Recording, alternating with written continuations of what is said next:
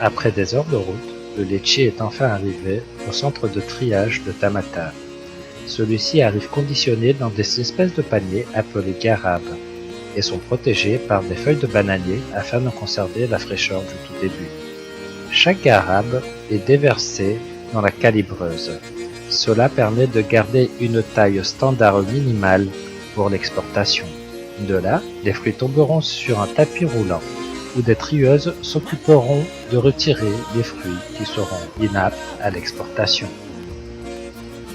Ces mêmes fruits seront ensuite recueillis dans des cagettes en plastique et seront ensuite envoyés en zone de souffrage.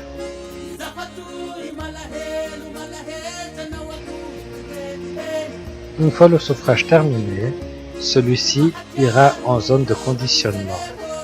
Comme vous pourrez le constater, le fruit ressort jaune mais reprendra une couleur naturelle une fois arrivé en Europe. En effet, le souffrage permet aux fruits de se protéger des attaques extérieures durant la période de transport. Comme on les appellera désormais, les jaunes passeront de nouveau sur un tapis roulant.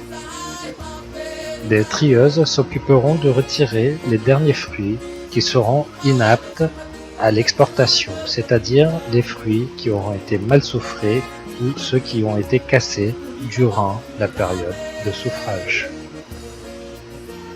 Une fois les cartons remplis, ceux-ci sont envoyés vers la zone de traçabilité.